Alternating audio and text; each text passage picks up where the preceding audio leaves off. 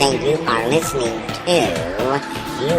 absolutely listening to the George Espinlove Show, coming to you live from the Funny Farm.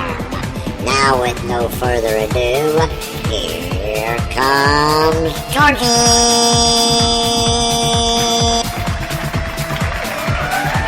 Thank you.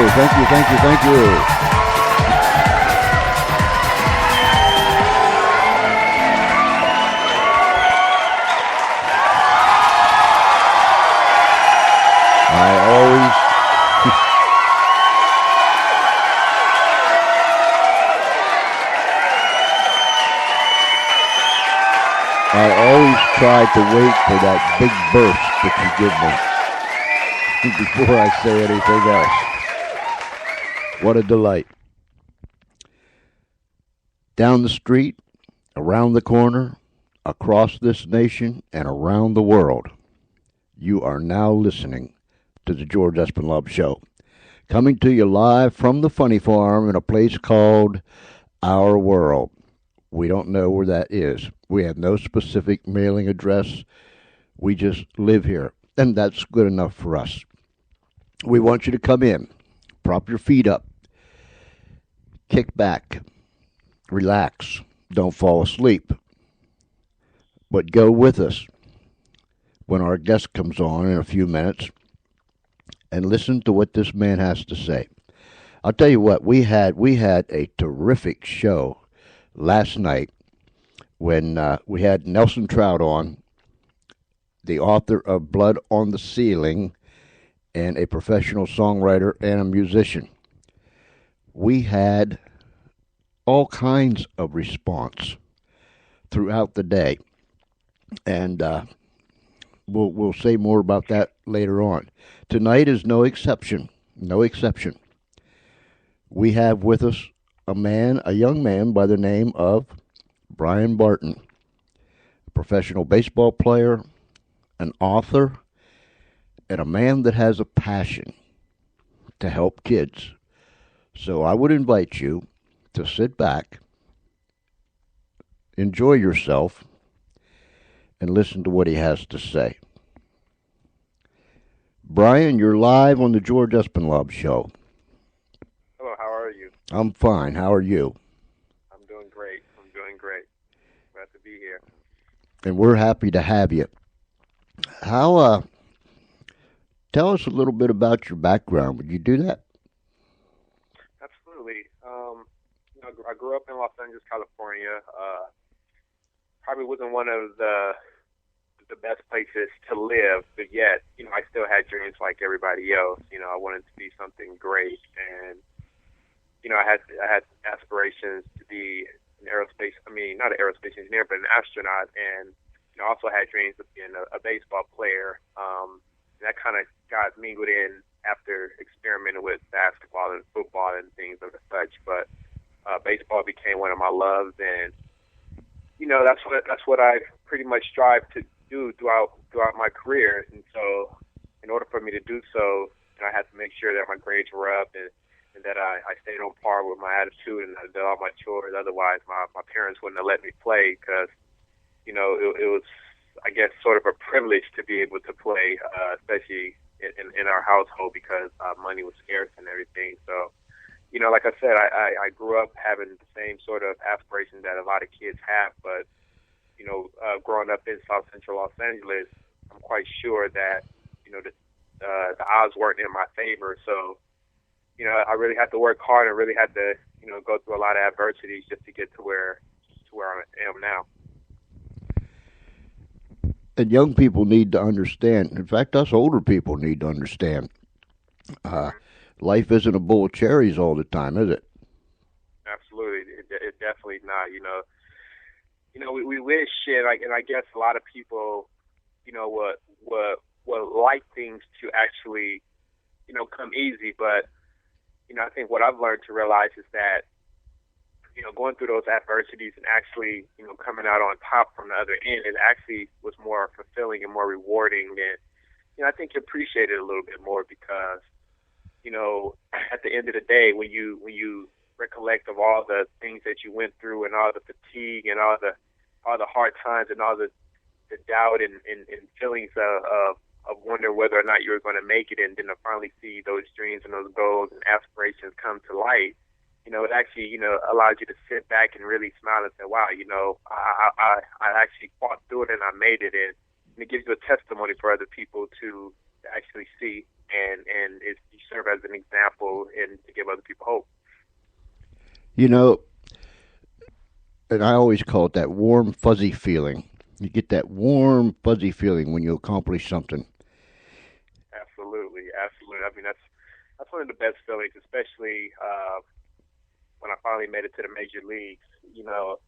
I didn't have one of the most, I guess, straight lines to my ascent to the major leagues. I had to battle through a lot of, politics in the game, all the way from little league through high school on through college, and the road wasn't straight. It was windy, and sometimes it looped and it nodded a little bit. But at the end of the day, when I finally got the call and they finally told me that I made it, it was that warm, fuzzy feeling because, to an extent, you felt like, okay, it doesn't stop here. But at the same time, you felt like you could take that sigh of relief and that you can kind of relax a little bit and say, hey, at least I'm, now on a level playing field with everybody else because I got my shot and now I'm on a stage where I can actually, play and have fun and not have to go through all the stress and the fatigue and stuff that actually it took to get me there.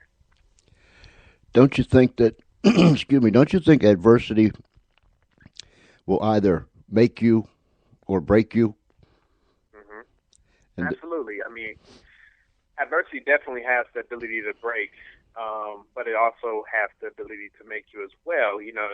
And I always use the metaphor of a diamond, and in the terms of that, in order for a diamond to be made, it has to go through some sort of pressure, but at the end of the day, the end result is you get the hardest and the strongest element that you have, on Earth, and I feel like that's the same process that we go through. We go through a stress moment, we go through all these adversity and obstacles, but at the end of the day, we come out a new person, we come out better, we come out stronger, we come out more prepared, because I personally believe myself that, when you're on to something great, there will be obstacles that come in front of you to prevent you from getting to where you have to be. So that's when you kind of have an idea when you're on the right path, when you start seeing these obstacles come up. And, some people, they let it get the best of them. And I feel like I think the mistake that we have as humans is that the fact that I think we give up a little too soon when at the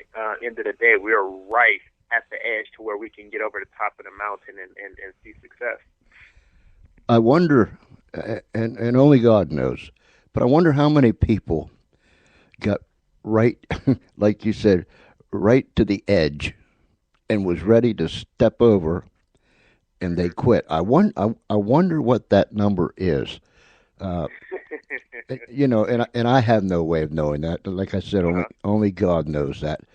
But absolutely, it's something for us to all keep in our heart, that the next step might be the step that causes us to break through.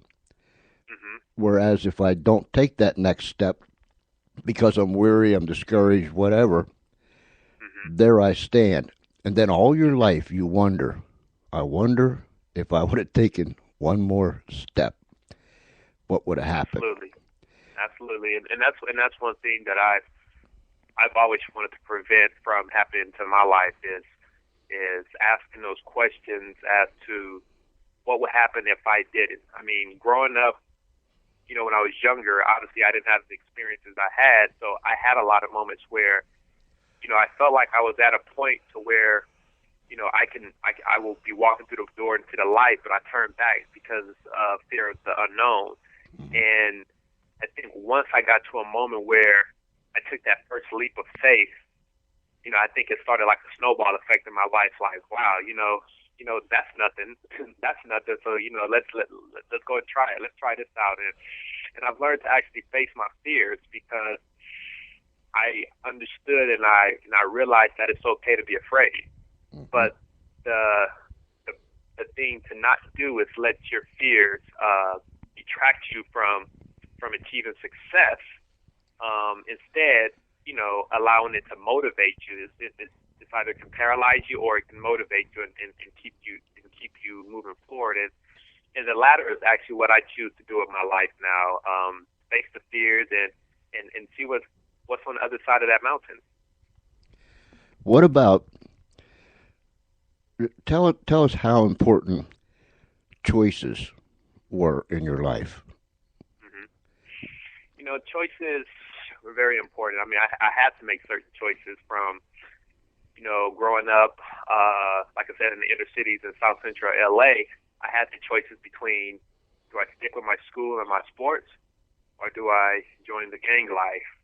Do I hang out in the streets with my friends, or do I make sure, I listen to my parents and I do what I'm supposed to be doing and make sure that I follow the rules of what's right and what's wrong.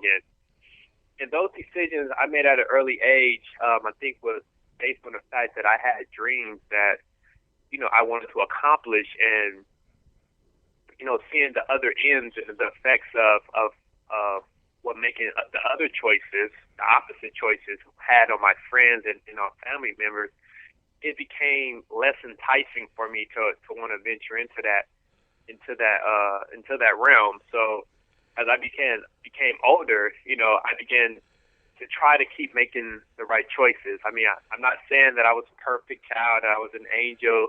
I had my behavioral problems in school, and I fought a lot and things of that nature. But at the same time, I still knew what I wanted to be, and I still knew what it took to actually get there, and to also to have my parents kind of constantly on my back as well too. It was actually kind of another force that aided me into my success. So it prepared me as I grew up, to be able to continue to make the right choices and to continue to stick, with my my ambitions and aspirations. And I think that it carried me a long way and helps make me the person that I am today. There's so many of our young people that tonight, even as you and I speak, are in correctional institutions. Some are even have even passed away because of making the wrong choice. So, young people, if you're listening to us, make the right choices. Think it through first before you just spontaneously jump into something. Something that may change your life for a whole lifetime. Absolutely. And to kind of reiterate what I was talking about, I've seen, not personally, but I've had friends and family who died to the streets and who were shot and killed, or who are in prison, that I haven't seen for years and years. But I think just as important than being locked up or lost to, the cemetery is also being locked up in your own mind and actually being dead in your own mind. And I feel like, if we can start releasing our way of thinking and starting to cause a paradigm shift in the way we think and how we make our choices and in the way we live our life, I feel that would be just as effective as to staying out of jail. Because I think, we see a lot of people in society, who may, be free physically but are not free mentally. And I think that could be just as detrimental to society as well, especially when you have kids growing up thinking that way. It becomes a problem factor for our future. And you wrote a book called Mindset, Awareness and Action that tells us exactly just how important our mindset is, right? Absolutely. Yes, absolutely. The mindset, the title itself, it speaks for itself. I'm a big person who really think that, having a strong, healthy mentality is essential to success in whatever your definition of what success may be. I believe that, it first starts with what's inside your brain. And the subtitle Awareness and Action is because I feel that first, we need to draw awareness to these situations and these issues that we face as as humans on a day-to-day basis in society, and all the influencing factors that really kind of penetrates our mind and kind of try to take over in terms of what we think. And I think only then, once we draw that awareness, will we be prepared to act. Because I think, once you begin to, realize what's going on around you, it will propel you to act. And once you start acting, I think that's where movements start, and people start catching wind of what's going on. And I think, we can really start, having game changers in the world and really start to, see a change in our future and have an impact in the lives of people young and old. When you when you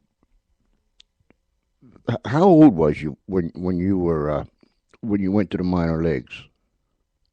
I was 21 years old, coming out of college when I went to the minor league. I started out in the Cleveland Indians organization.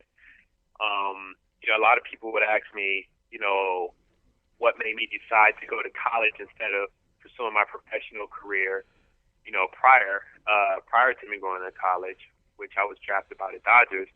And I realized that, at the time that I wasn't really ready. I wouldn't say necessarily physically, but I wasn't ready mentally and emotionally. I've never been away from home and stuff like that. And, and as a youngster just coming out of high school, I felt like there was a maturity process that I had to go through. So I went to college. I did my 3 years there. I had a whole bunch of fun, probably a little more than what, I should have been having. And then I was able to sign a professional contract with the Cleveland Indians. And, I think that's kind of where my baseball career, obviously started, but more so my pursuit and my quest as a man actually, began to really mature. I think you really need to be commended, Brian. Most young fellas coming out of high school and being drafted by a professional team, wouldn't even think twice. You talk about jumping 10 foot high and saying yes the whole way up and the whole way down. Mm-hmm. But you made the choice, going back to choices, you made the choice and you analyzed yourself and you decided, I'm going to college first. I think that's commendable. Not many young fellows would do that. Thank you. I think that one of the major things is that, there was a lot of people in my ear, a lot of scouts, a lot of agents, family members, friends, all wondering what I was going to do. And what I began to realize is that, a lot of people, especially in terms of the organizations who were pursuing me, were doing what was best, for them and their organization as a whole, and what would be best for the long term of their team. Mm-hmm. And I realized that in pursuance of a lot of the athletes that they have, there's a sense of pressure that they kind of put on us as athletes, and we can sometimes get lost in this paradise of what it is to be a Major League Baseball player. And it really took me, having to step back and say, Brian, you understand this is your dream and you have a lot at stake, and at the end of the day, what's best for you?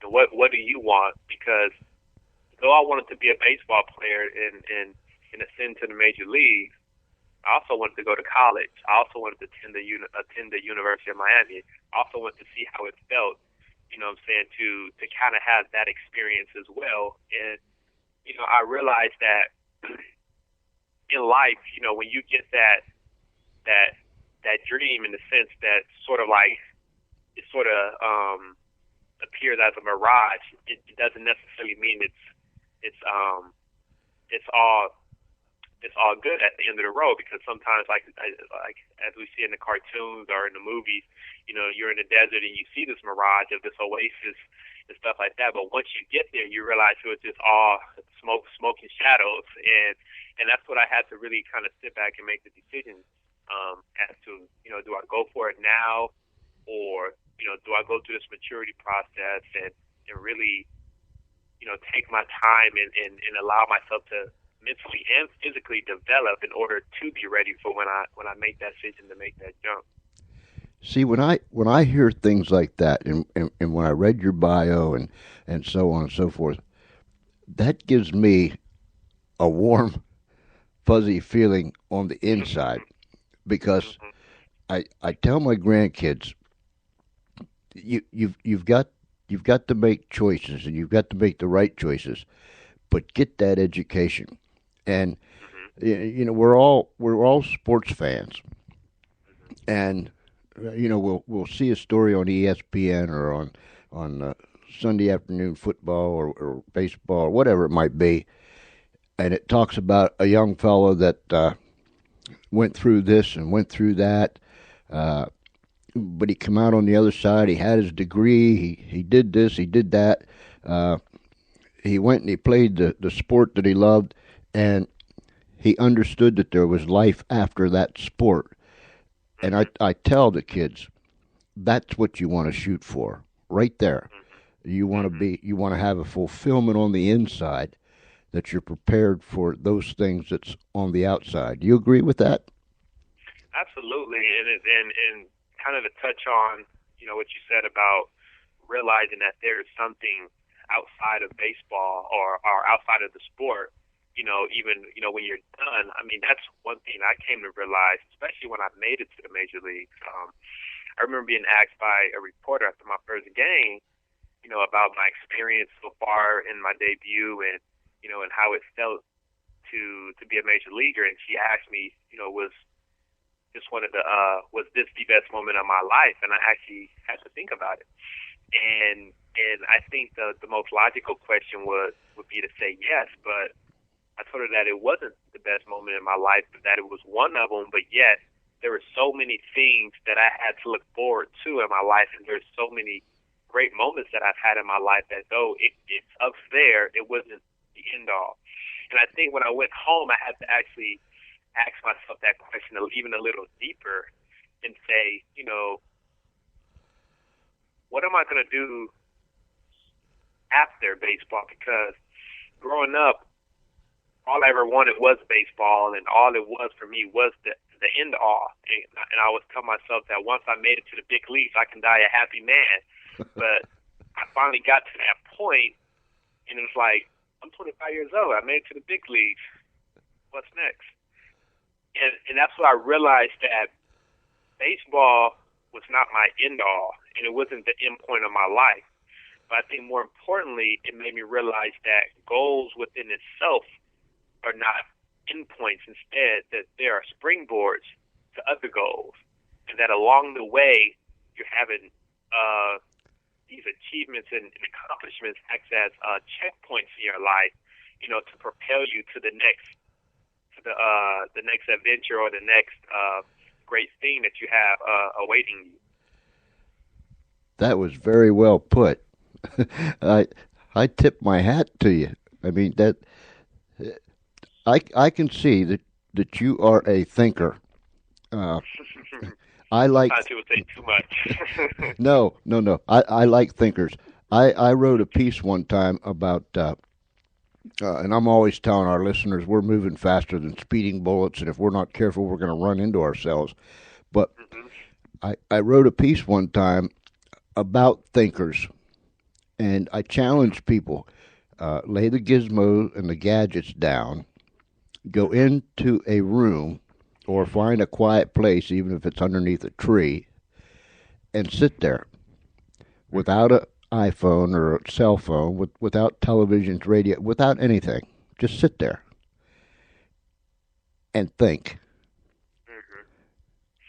And I wonder how long somebody could sit there, because we're just too antsy nowadays. Exactly.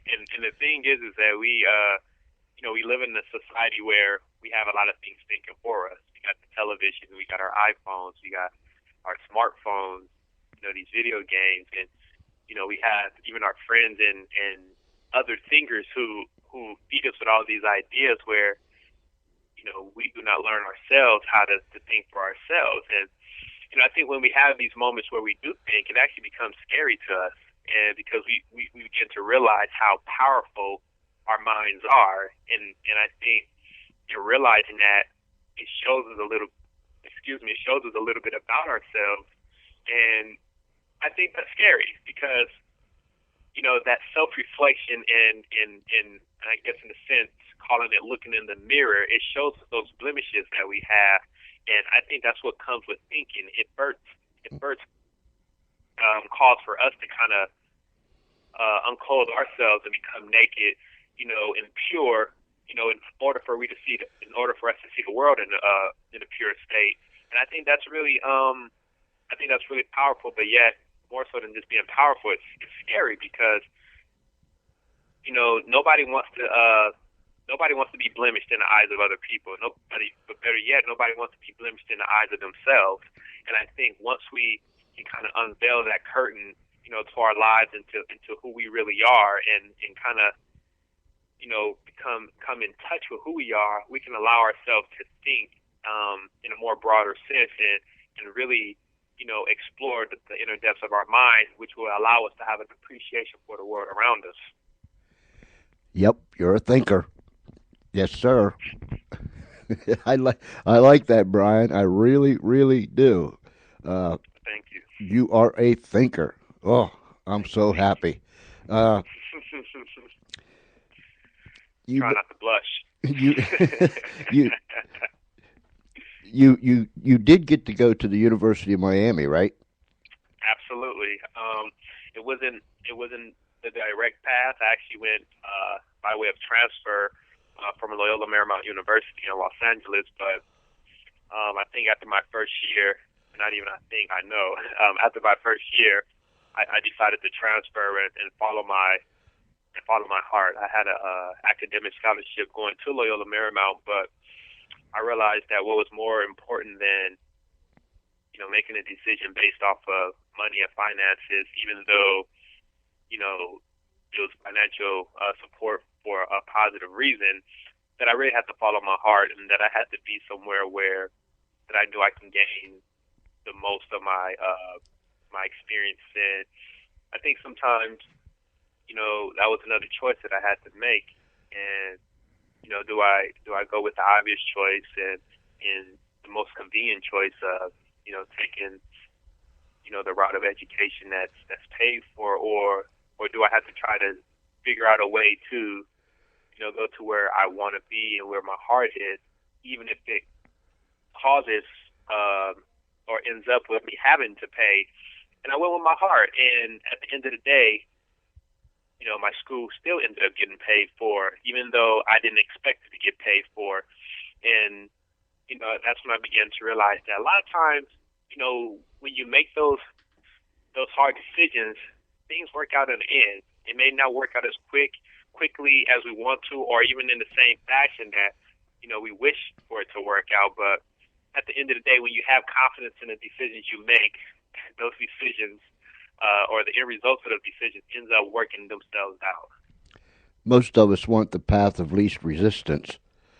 Absolutely. Rather than stepping out. How important is your faith in your life? It's very important, and I'm going to say that I'm at church every single day, but like my spiritual faith and having faith, in God is very important, because at the end of the day, like, I know that He has a hand in everything that I do, and the desire that I have to have impact in the lives of other people, I feel it can only come from one place, and it's not enough for me to just have it in my own, but just that burning desire, that purpose that He has ordained for my life to intercede in other people's life. And I think that it's my duty to receive it and to actually allow it to flourish and to act upon it. They say faith without works is dead. And I feel like if I don't act upon that faith that I have in knowing that, he has all good intentions for me in my life and that he has greatness ordained for my life, if I don't act upon that, then I'm doing not only myself a disservice, but I'm doing, my God a disservice as well. The scripture says the steps of a good man are ordered by the Lord. Absolutely. And we've never personally met face to face, but yet you're there in Atlanta, Georgia, and I'm here in slower lower Delaware, in a little place called Laurel. I'm quite familiar with that. I was skydiving a few weeks out there. Oh, cool. Man, I got all excited when you said that. Remind me about that before. I know exactly where you are. Good. Remind me about that before we depart this evening. But anyhow, absolutely. I just sense in my spirit that your steps are ordered by the Lord, and because those steps, and you're following in those steps, not your own steps, you're following in the steps that's placed before you.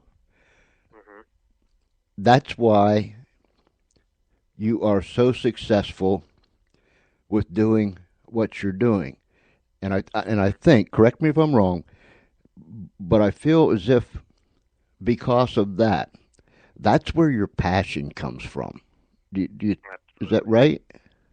Absolutely. I mean, you're right on the money. Because I personally believe that we can set a purpose for ourselves in our life. We have free will. We have to an extent the reins of our own life. But I feel ultimately that God has a greater purpose in our life, and I feel that when you put the two together, you would know when you're on the right path when things actually begin to flow and it begins to feel right. And this mission that I'm on right now, it feels so strong, and it's not just my own, but it's kind of like you said earlier. You get that fuzzy feeling, and I feel like that whatever I'm doing in my life and whatever purpose that I've given myself in my life, I feel is definitely in line with the ultimate purpose that God has for me in my life, and that's why I feel so confident in acting upon it. Whether or not I have to lose friends or family in the process, it's that strong, and I'm that passionate about it, and I'm that convicted by it, to which I'm willing, to go through some of those losses if need be, to fulfill that mission and that purpose. That word conviction, that's a word that you don't hear. That's a word you don't hear too much anymore. I'm telling you, Brian, you are all right. Excuse me. Thank you so much. Thank you so much. When did you? I know what I wanted to ask you. You said you're only 5 classes away from getting your degree in. Yes. What was it? Aerospace engineering. You see, ladies and gentlemen, and I stuttered around with that, so you'd say it, Brian. You see, ladies and gentlemen, whether we're older or younger or somewhere in between, if you just let your life be guided, here's a fella that professional baseball, went to college, is going to continue to go to college, going to get that degree, write a book, helping young people. It goes on and on and on and on and on. And it all started with the fact that he made the right choices when he was very, very young. You got called up what year? 2008. 2008. And you went up to the Cardinals? Yes.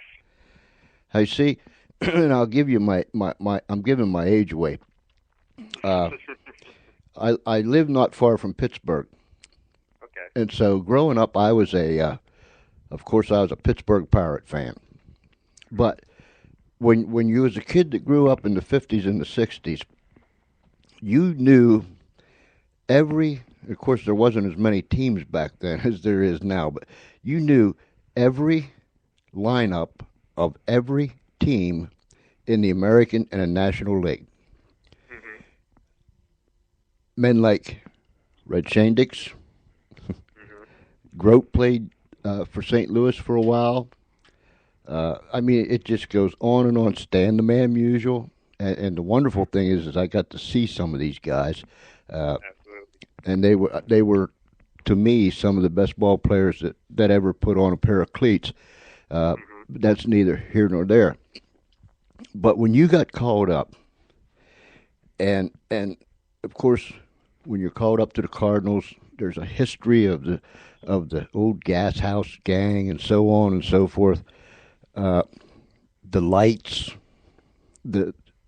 what was it like when you walked out on the field for the first time? Well, I can tell you, I'm not sure how any other affiliated team, does it, but St. Louis, I mean, their opening day ceremony is awesome. First off, you're playing in front of a sold-out crowd almost every day, but even that first day, it was freezing cold, but yet you have a packed house, and each player had their own convertible Mustang that they drove us out around the field, and everybody's just yelling and excited about the festivities and stuff, and I'm driving around in my convertible with my video camera in my hand, trying to soak up all the moments, and knowing that my mom was in the stands and that my girlfriend was in the stands, and even though I didn't have an idea where they were, when I passed them that moment, I heard them. And so when we look back actually on the videotape, I was like, that's y'all right there. And I couldn't even see them. And that's exactly where they were standing because, they were so excited, of the feat that I accomplished.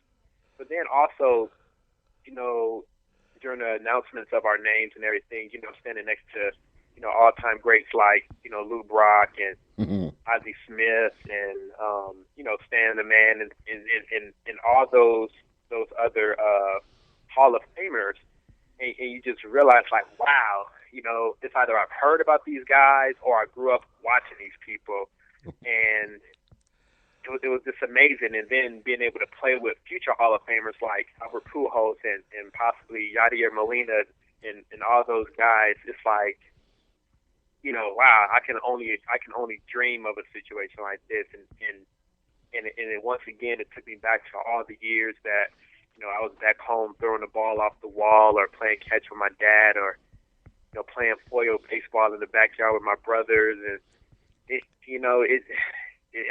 really was an emotional time for me. And what topped it off was I was able to pinch hit my first game, and my first pitch I saw, I got a base hit, and I was just like, you know what? I couldn't have scripted no better. And it was just an awesome day for me that day. When you got by yourself at the end of the day, what was there, and no one around? I don't think I had that moment that day. The first time that you got to be by yourself with no one around, was there a feeling of humbleness and gratitude that you just couldn't explain? Yes, there is that feeling. I probably was somewhere hyperventilating or something, but it's a weird thought that I have. But like, even though I've always had confidence in my abilities, and that I always felt like I would make it to the big leagues, somewhere deep inside, like I always felt like, every time something good is going to happen, I feel like there's always something that comes to take it away from me, and so I used to have this little feeling in my head to say, I really still can't picture seeing me making it to the big leagues because I feel like something's going to happen. And to kind of rewind a little bit to before I was told that I was called to the major leagues, I had that moment. We were in our last spring training game, and this is the last day, and I'm like, okay, I came this far, and I haven't gotten the nod yet, but I can probably pretty much assure myself that I made the team. But nobody's told me anything yet, but, I'm probably a shoe-in. And next thing you know, a ball's coming at my head, and it hits me in my nose. And I'm thinking, wow, I just got a pitch.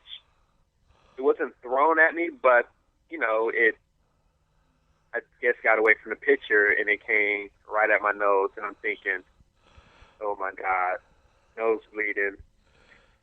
And I'm just like, only thing I'm thinking about is this better not, mess up my spot on the team to where somebody else has to take my spot. Mm-hmm. And luckily, when things cleared up, by the grace of God, it just hit my nostrils. And it avoided any part of my bone. It completely avoided all of that, and it just completely fleshly hit my nostrils, caused a lot of bleeding, but no breakage, and none of that. And I'm thinking, like, thank you. Thank you, because if I had a broken nose, obviously I'm probably on a disabled list, and and who knows what happens after that. Right. And so, I mean, it's definitely humbling, to finally get there and just to say, Lord, I don't have control. You have the ultimate control, and and I'm even more confident in your plan than ever. When you were in St. Louis, that's where you got the idea to write this book, isn't it? Absolutely. Yes, it was. Yes, it was. When I first got to St. Louis, I honestly didn't think I was going to like it.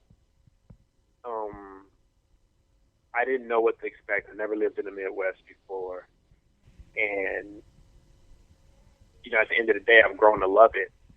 I met some of my family out there, and, we're really close now. I mean, we talk, if not once a week. We don't go more than 2 weeks without talking to each other. And, even though I lived in St. Louis, the inspiration to write the book actually came from what was going on across the river in East St. Louis in Illinois.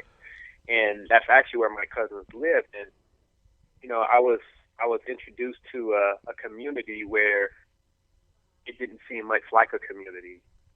There wasn't a lot of businesses there. There was a lot of boarded up houses. The population has decreased substantially, and I just felt like I was in a desolate area that kind of resembled a ghost town, and it got me to thinking, like, how could people expect, or how could people, see hope when they don't have examples of hope in their own community? And that was something that I discussed with my late cousin, about, and I just kind of wrestled with writing something to draw awareness to the situation that we have, not necessarily in East St. Louis, but those contributors that affect our mindset, because by seeing what was going on in East St. Louis, I knew that it definitely had a major effect on the mentality of the people, and I think that you break people's spirits, and you cut off people's lines of hope. Uh-huh.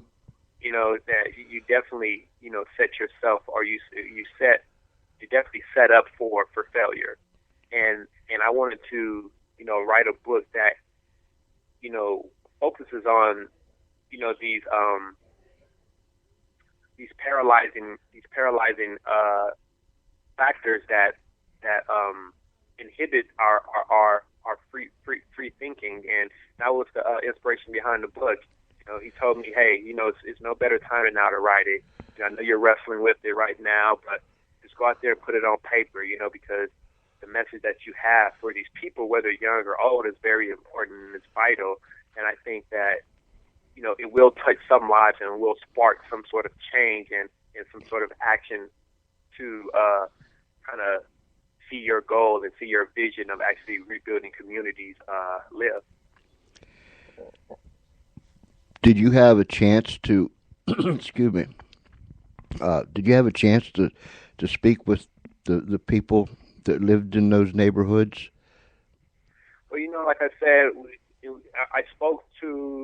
I would speak through to people, and I would speak through the radio as well, because my cousin, he also had a radio show in East St. Louis, and we see the hurt and the pain, but I will also, make it a duty of mine to also, every time I go back to the area, or I would make actually planned visits to East St. Louis, so I could, get a feel for the community, and so I could become more connected to the community, because I'm a believer that you can't help a people until you understand the people, and I feel that to be able to do that, you have to be, you have to kind of immerse yourself into the community. You have to, kind of get hands-on in it, and got to be a part of the people to kind of understand what they're going through.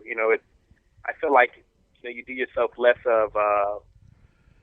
justice, trying to fix a problem from the outside. Instead, you have to go on the inside and work your way out and actually, get to the heart of the problem.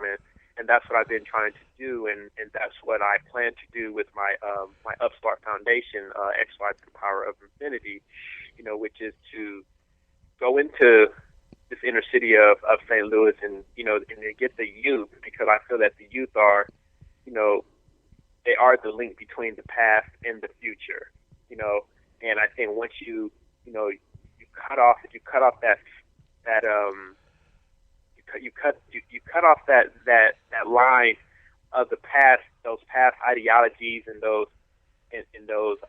unproven thought processes, and really start something new and build a new community of leaders and examples that, the kids that who are either young and infants or who haven't even been born yet, can, grow up and come up in the world and see examples of free thinkers and leaders and those people who bring jobs into communities and stuff like that, actually signs of hope. I think from there, we can really start, branching out into other communities and really start, building a country that's actually on a new path and actually serves as an example for the world to move forward. If people, excuse me, if people would get past their big fat ego and get past their want to be whatever they want to be, well-known, popular, famous, influential, all those other things, and just meet people where people are, like you're doing, this whole country would be a whole lot better off. And I think, I know we just saw, we just experienced, the elections, and obviously, we saw that, our president was reelected. But from watching CNN, they said one thing that stuck to me, and they said that President Obama won the election because he got the votes where the people were.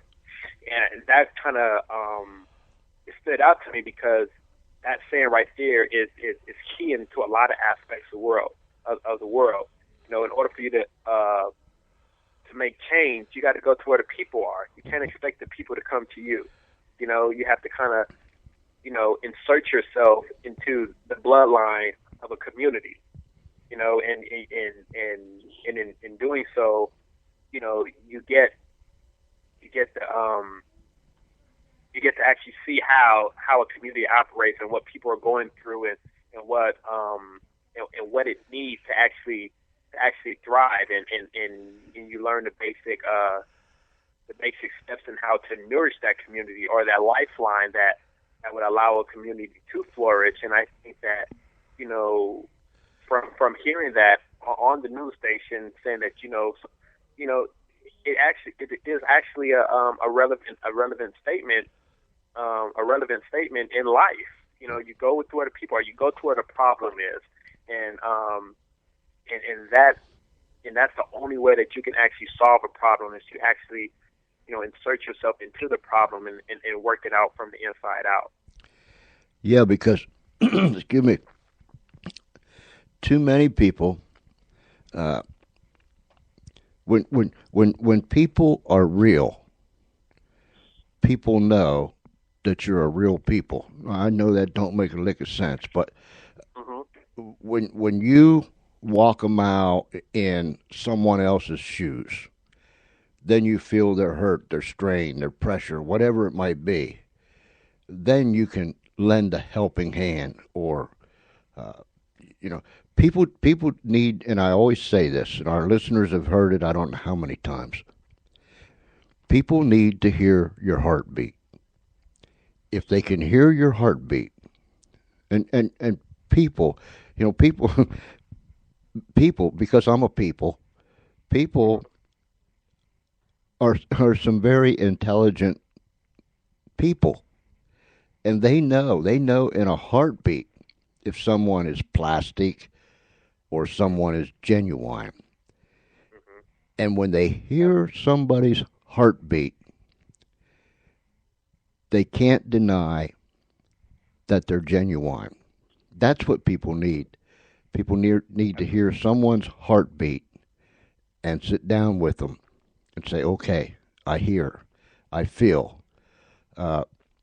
Then, if we take all these shingles down that's hanging above our head, take all these egos, like I said, and push them to the side, and just understand that we're people, and we're all part of the human race, and people need people. Like the old song says, people need people. That's all there is to it. People need people. And if we had more people like you, Brian, that would do that, oh my goodness, what we could do in this country alone. And that's, for me, the ultimate goal. And you hit the nail right on the head. People need people. I think what a lot of people want is to be able to have somebody that they can relate to. And obviously that's a key word in the word relationship is, having that kind of, that union to where someone can understand where another person is coming from, and that other person can feel your pain, and that, that heartbeat you were talking about, that you can feel like they're in sync with you. And I think that that's where the change comes from, and that's where the impact in people's lives come from, is knowing that this person shares your pain, and that this person understands what you're going through, and that this person is genuine. And I think when people see that sincerity, that, it may spark a change in their lives, and it may give them hope, and it may show them that there are people out there who care about my well-being, and they care about my successes, and they want to see me do good. And in turn, I would use that same genuineness to have an impact, a positive impact in other people's life. And I think if we could spark that movement right there, we can have a whole influx of people helping other people, and really causing a probably unthinkable change in this world. And I think it all starts from that one simple word, relate. Being able to have someone who could feel that this person is on my team, and this person understands, and he knows what I'm going through, and he truly cares what I'm going through. And we never know when it comes to these young people. And I don't care if they're red, yellow, black, or white. We're all people. When it comes to the young people, we just never know. that young fellow we put our arm around and say, "Look, I'm here for you." That could turn that young man or young woman around in a heartbeat, and they end up being someone that discovers something that changes all of humanity, or they just turn their life around and they strive to become better, and they start to learn. We just don't know. We just don't know. But if we just show somebody a little kindness, a smile, a word of encouragement, something like that, all the effect we could have on people across this nation and even around the world. You when you left St. Louis, did you go to the Braves from St. Louis? Yes, I was traded. I was traded to the Braves, and I was actually demoted. I was a little disappointed in that.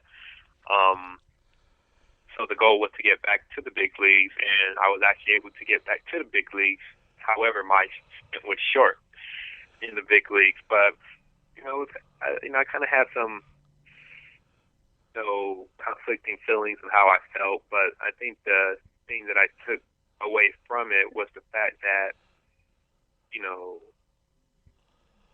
I got back up there, and that it showed something about my drive in order to go through something and not really understand why I was demoted, but to know that getting over myself and getting over the pity party that I kind of have for myself, and saying, you know what, having a pity party for yourself is not going to get you back there. It kind of goes back into that mindset again. Instead, you got to do what you had to do that got you there in the first place.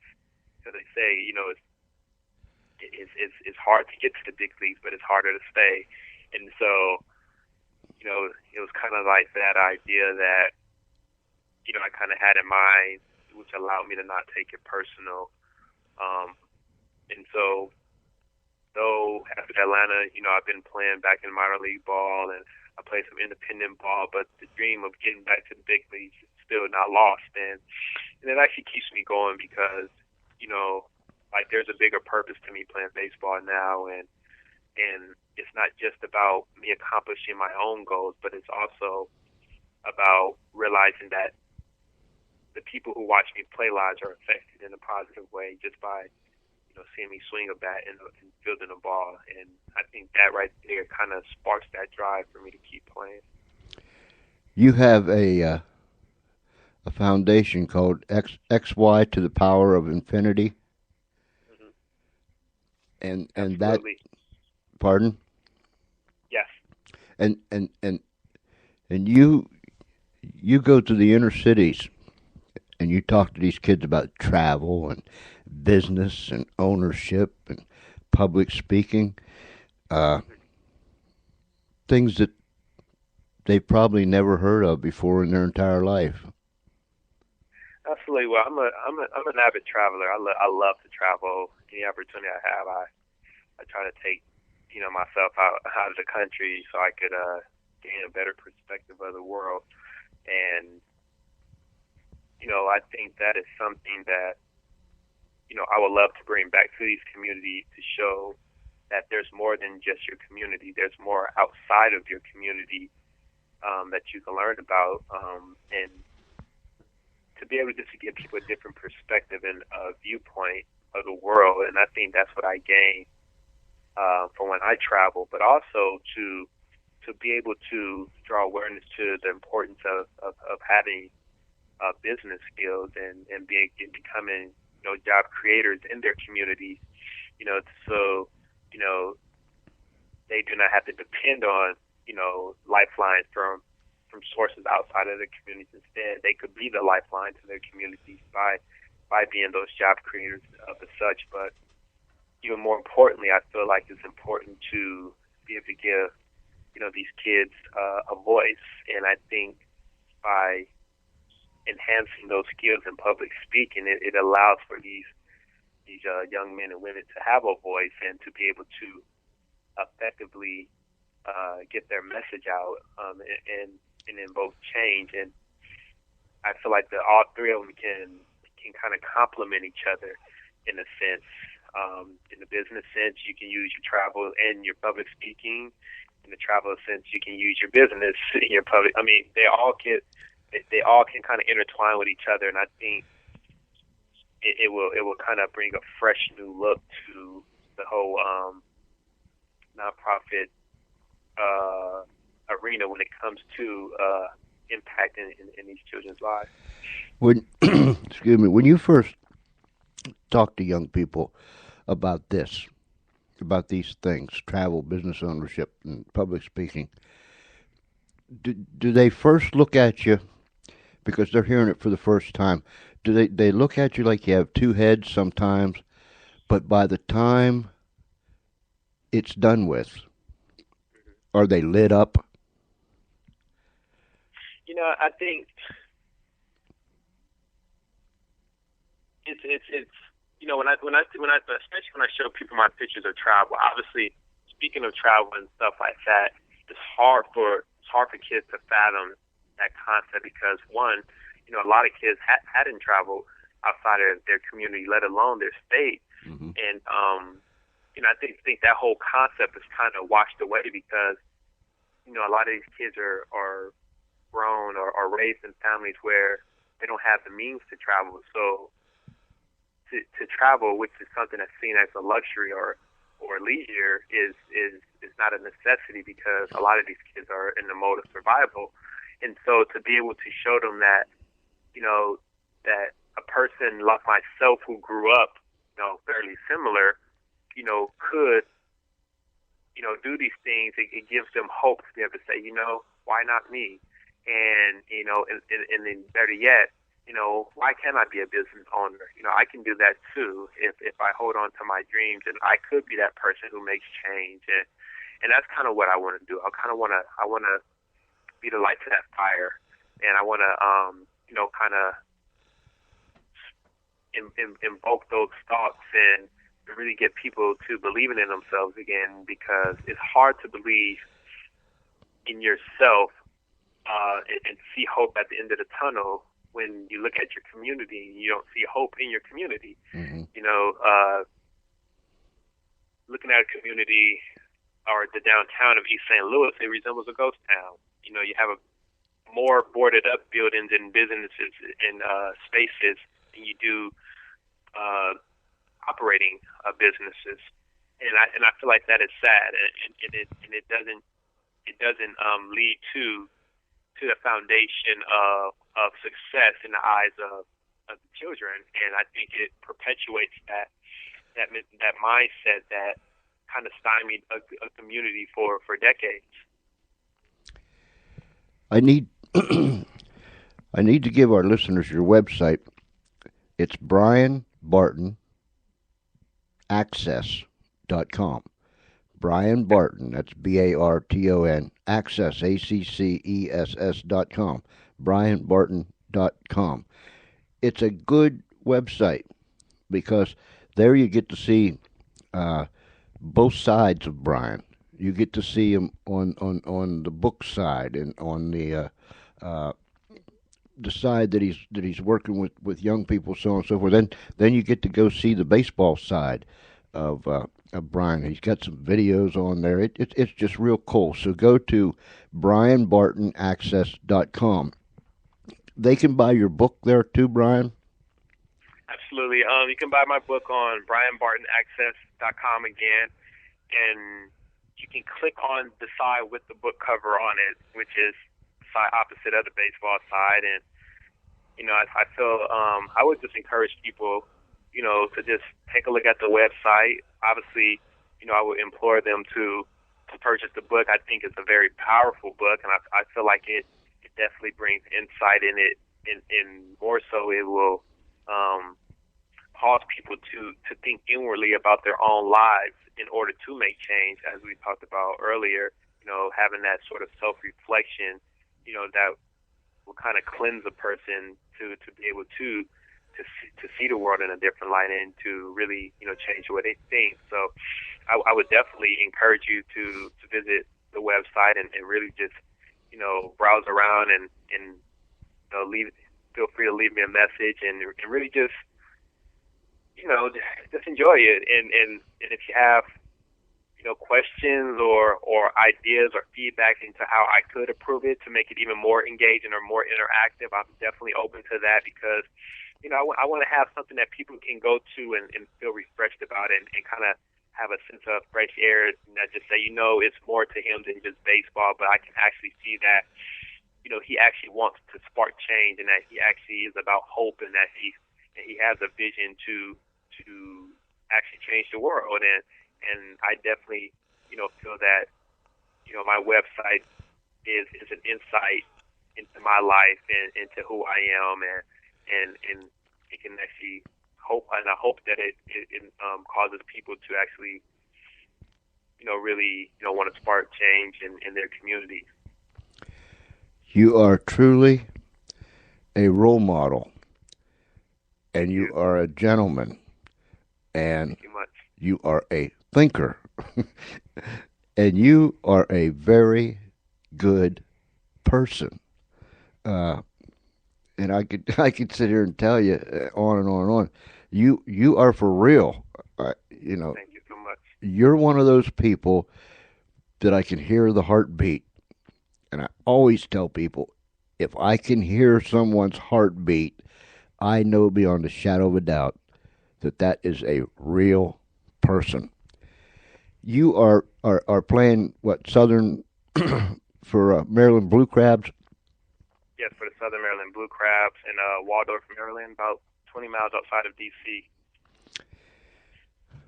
So I can go play baseball, and then some off days I can go to D.C. and try to, make change somewhere on Capitol Hill. That's it. Oh, and the Lord only knows we need to make some change on the hill. Oh boy. Absolutely. Brian, it has been a thrill. Listen, I want to ask you because you said you were skydiving down this way. Yes.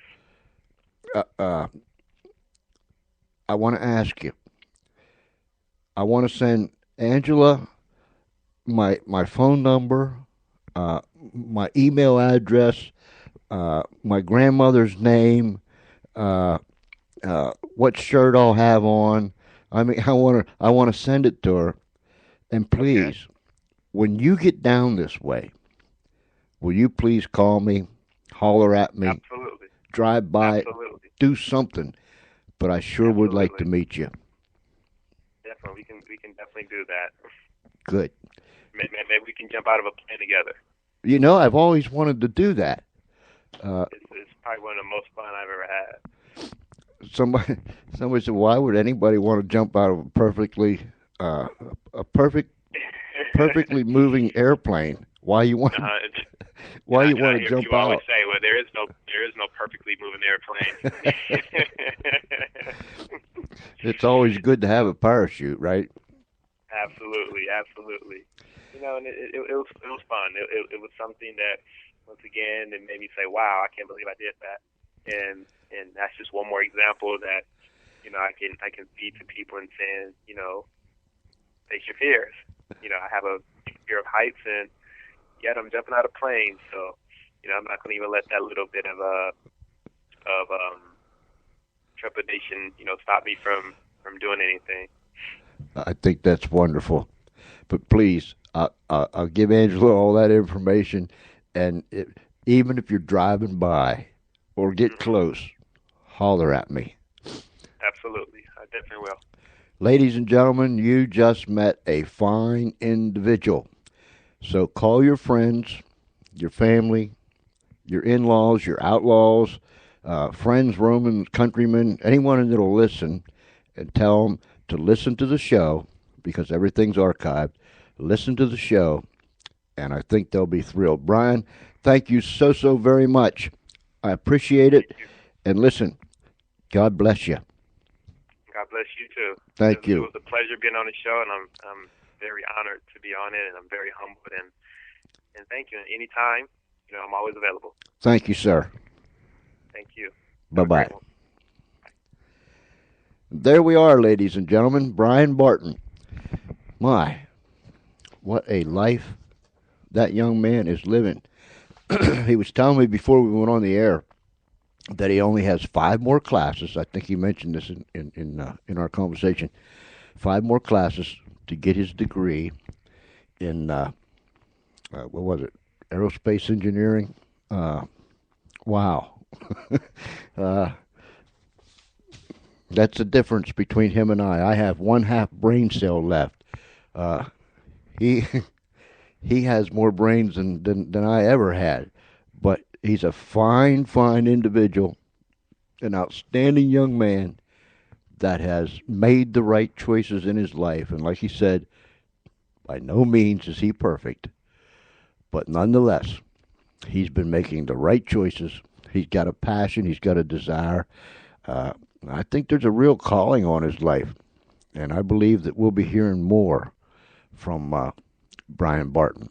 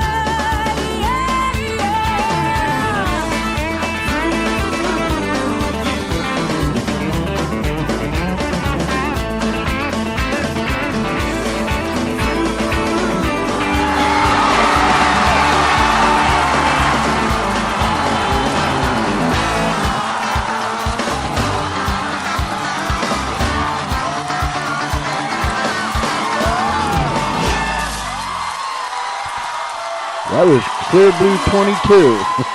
And that lady said, I'm through with you. Isaac liked it, I can tell. He liked it. I want to say thanks to our friends at musicalley.com. That's musicalley.com. Visit that site, musicalley.com. If you're a broadcaster, visit it. If you are an individual that loves to listen to music, visit it. Whoever you are, wherever you are, visit that site, musicalley.com. I want to thank Brian Barton again for taking the time out of his busy schedule and coming and being on the George Espinlaub Show tonight. A fine young man that's got a vision, that has a vision. Where's your English at, Espinlaub? Anyhow, that has a vision, that has a definite plan, and I still say there's a calling on that young man's life. excuse me, professional baseball player, an author who has written the book Mindset, Awareness, and Action. So go to brianbartonaccess.com, brianbartonaccess.com, and there you can purchase the book. There you can read what Brian is doing. There you can see the baseball side of Brian. You can see it all at brianbartonaccess.com. Now, as usual, I was going to say something, and I forgot what it was. My, it's getting worse and worse and worse. But I will say this. As far as I know, Charlie and Chloe will be back from Pennsylvania sometime tomorrow. Now, for you that might be just tuning in for the first time or you haven't been listening to us too long, Charlie is my co-host. Charlie is the announcer. He's the guy that you hear when the show kicks off right from the very beginning. Now, Charlie is real. He is real. Now, you need to remember, the George Espinlove Show comes to you live from the Funny Farm. This is a place where fantasy and reality are intertwined, and none of us here knows the difference. We live in a place called Our World. We don't have no mailing address. We don't even have a mailbox. All we know is that we live here, and that's good enough with us. And everyone here on the Funny Farm has a voice. And we have our own staff, our own personnel. You know that old saying that they say out there in the real world, the inmates run the asylum? Well, that is so true right here. Because we, the loons, run the asylum. And we got a pretty neat place here. And we want you to come, and we want you to be a loon. All you have to do is just come on the show.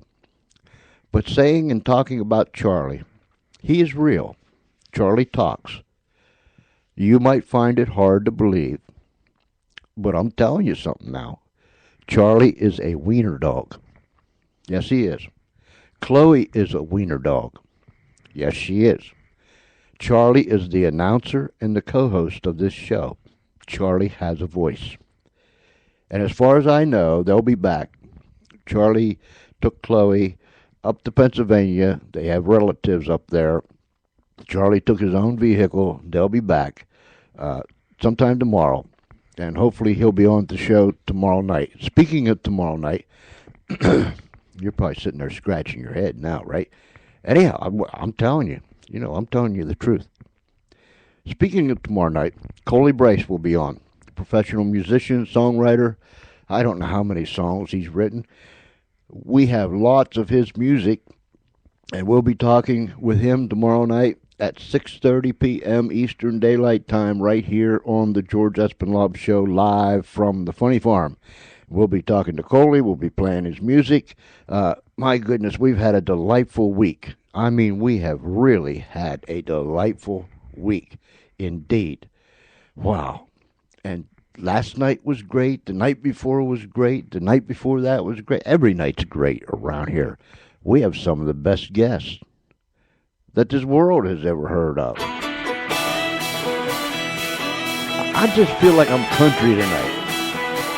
Some night will be jazzy, rocky, whatever, but we're just country tonight.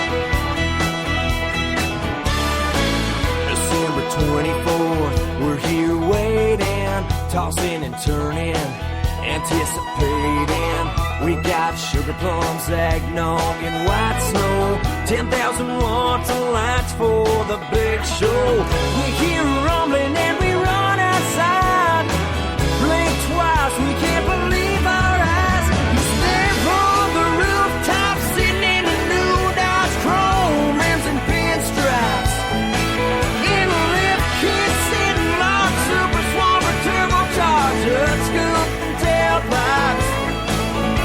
Lighting up the sky, ripping up the night, looking kinda like Santa's got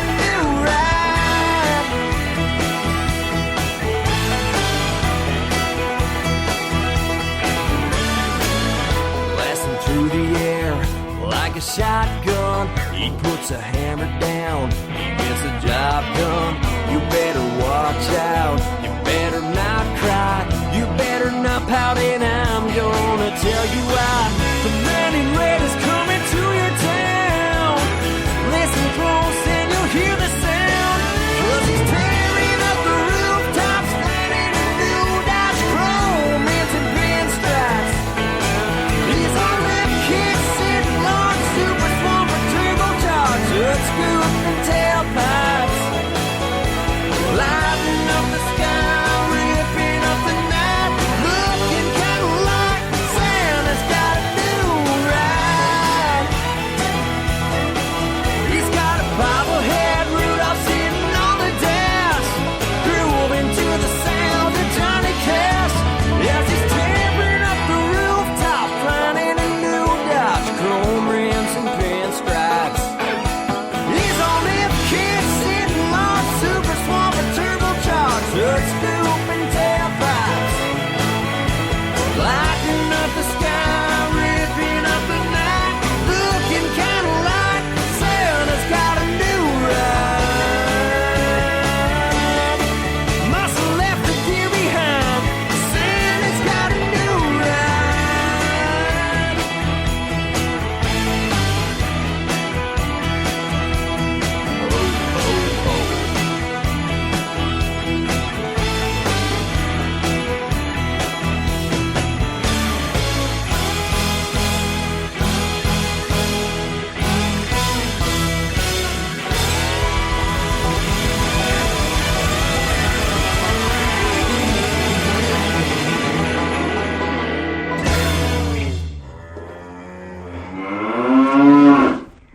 What'd that man say?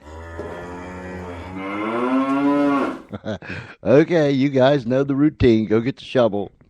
Somebody let him in here. Somebody lead him out. But somebody take what he left with him, okay? All right. Wilbur? Where's Wilbur? What you laughing at? Oh. That's that. Oh, that's what. That's what happened to Wilbur. Ladies and gentlemen, we have Wilbur the window licker. If he's he's a window licker. He looks out from our world. We have a big window, but it's actually it's a window that we push open. You know, we open it. It's a big window. We open it up, and Wilbur, he sits up there, and he looks from our world here at the Funny Farm Radio Studio out into the real world. You know, where other people, the real people, are at. And every now and then he gets a little bit too close.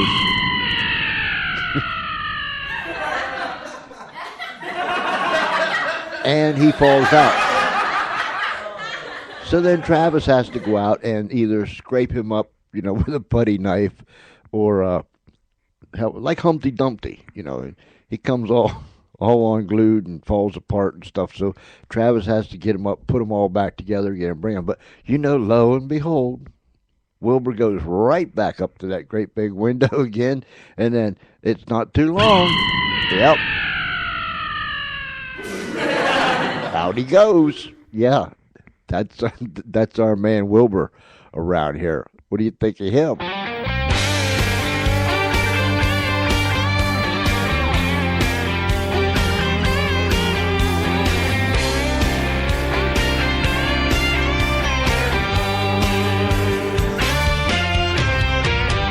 up her boots, dancing in the front row. Her low-ride jeans ride a little too low. The fire in her eyes ignites when the lights go down. She's got my tour dates posted on her bedroom door. Well, the miles are adding up on that rust bucket Ford. She's out there turning it on, screaming, turn it up loud. Her every move's got me hypnotized,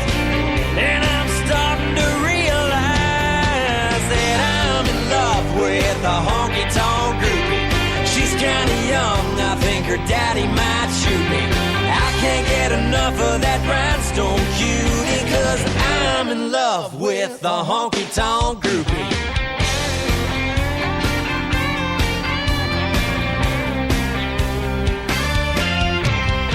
Up here on the stage, the view sure is fine. That skin tattoo top messing with my mind. It's everyday spring breaking, man, that girl's gone wild.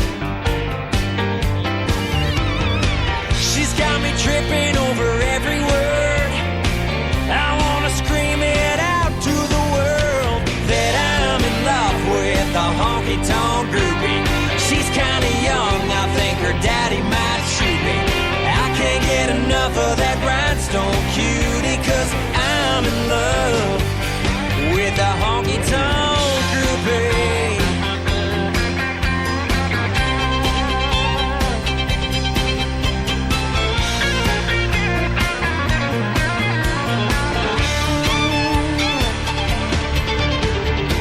She's kinda crazy, but I really don't mind.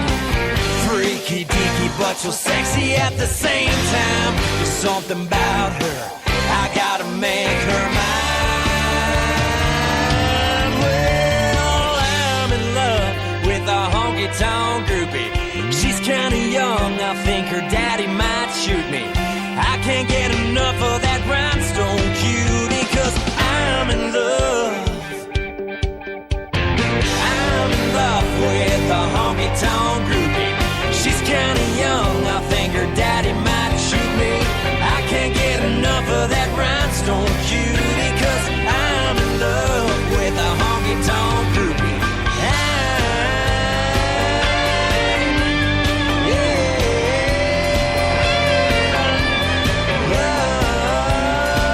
With your honky-tonk groupie. I'll be back right after this. People see us everywhere. They think you really care. But myself I can't deceive. I know it's only make-believe.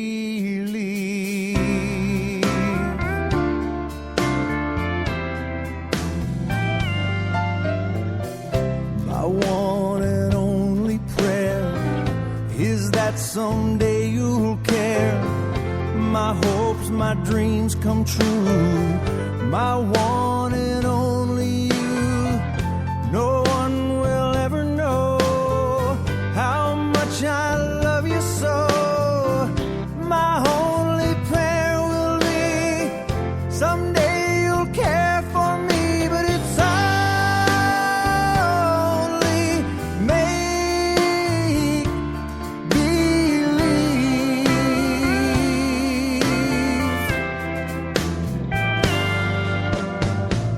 My hopes, my dreams come true. My life I'd give for you. My heart a wedding ring. My all, my everything. My heart I can't control. You rule my very soul. My plans, my hope, my schemes. You are my every dream, but it's only make believe.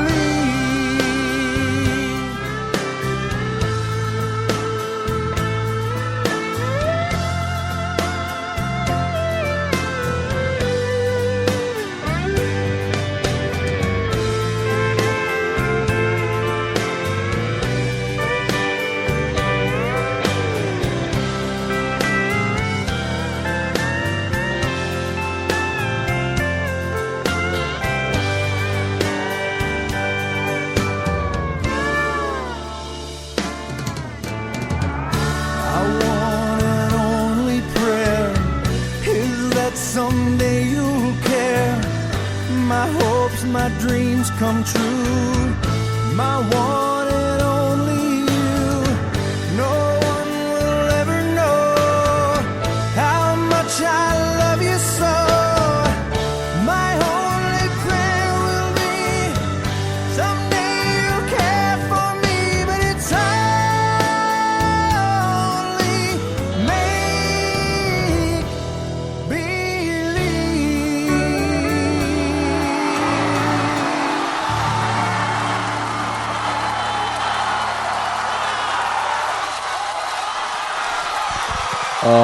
that was so very, very nice. Oh, let me wipe my tears away. Let me wipe my tears away. Blow my sniffly, snotty nose. No, I'm only kidding. That's been love. Straighten up. What in the world's wrong with you? We went country tonight. We're liable to go anywhere. I mean, we're ready to go. We're liable to walk off the deep end. Who knows? Right. We have already went off the deep end. Thank you for that comment. Thank you very much. Listen, email me, georgece@comcast.net, georgece@comcast.net. Let me know where you're listening to us from. And listen, every night we say it, down the street, around the corner, across this nation, and around the world. And I'm not exaggerating. I'm not telling googers. We have people down the street. We have people around the corner. We have people across this nation. And we have people around the world that's listening to the George Espinlove Show. And we are so happy and so glad that you're listening tonight. Yeah, that's it. Now, that's the crowd that's here.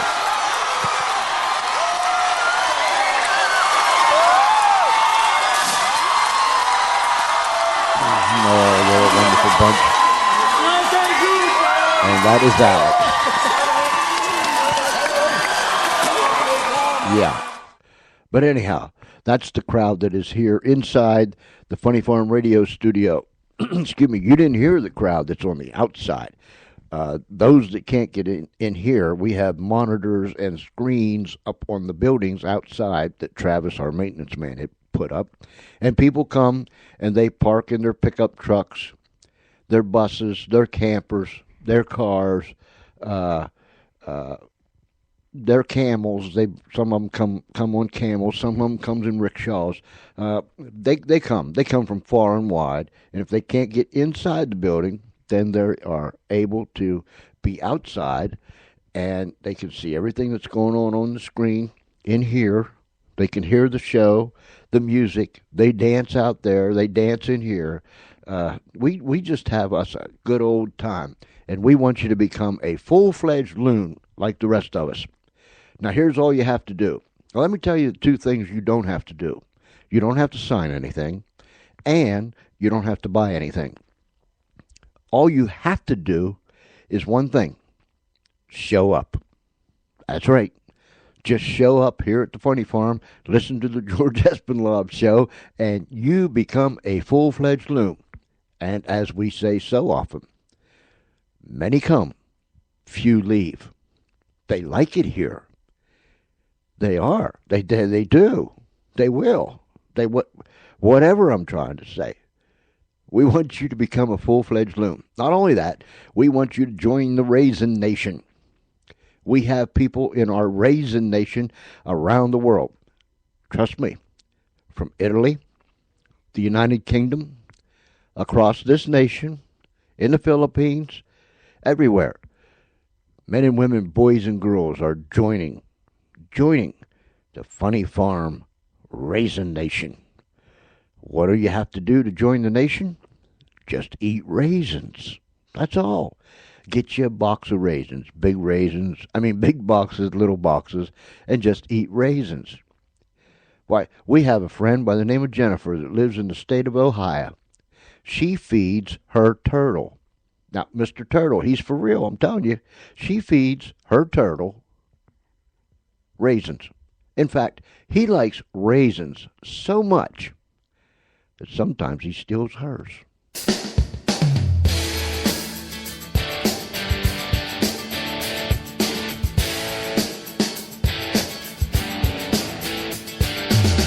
Come a little closer, honey, don't be shy. You make me wild, you make me high on life. Don't wanna whisper sweet nothings in your ear. Just wanna tell you about our love, oh so dear. Let's talk about love, love, love, sweet, sweet love. Let's talk about all the things that you've been dreaming of. Let's talk about love, love, love, sweet, sweet love.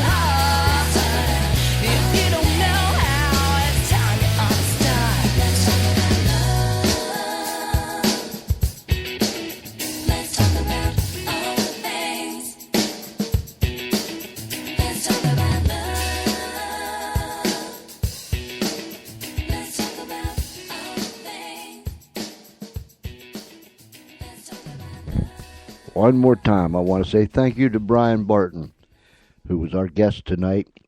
Tell your friends, neighbors, in-laws, outlaws, friends, Romans, countrymen, lend me your ear, and anybody else that'll listen to you. Go to Brian Barton. Access. This is all one word. Brian Barton. Barton. Access. ACCESS.com. Brian Barton Access.com. There you can read all about Brian. He played for the St. Louis Cardinals, the Atlanta Braves. He is still playing professional ball. He's playing for Southern Maryland Blue Crabs. And he is an author who wrote the book Mindset, Awareness, and Action. And I think it was published on, released his debut book on August 19th, 2012. In fact, he had a book signing engagement right there at the ball field on August 19th. I'll get it, 2012.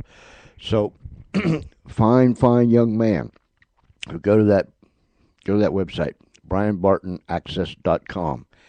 There you can buy the book. It's good. Listen, old, young, somewhere in between. It's powerful. It's hard-hitting. It's thought-provoking. That's what it's all about, and that's what we like on the George Espinlaub Show. Well, it looks like we've come to the end of the trail for this evening, so we're going to ride this puppy out of here. I want you to know that there's a whole lot of love that comes to you from the Funny Farm. I act simple, plain like goofy most of the time, but we mean that. And we want you to know that wherever you're at, and whatever you're going through, you have a friend here on the Funny Farm. Email me, George C.E., that's George C.E. at Comcast.net, George C.E. at Comcast.net. So, until tomorrow night, same time, same station, tell a friend, call a friend, bring a friend, get a friend, whatever you do. But until tomorrow night, same time, same station, 6:30 p.m. Eastern Daylight Time, right here, live from the Funny Farm, the George Espinlaub Show. And so, if it's nighttime where you're at, have a great night. If it's already tomorrow where you're at, then you have a good day. But from me, Charlie, Chloe, my mom, Miss Ernestine, Harvey, and the whole gang here at the Funny Farm, until tomorrow night, good night, and God bless you.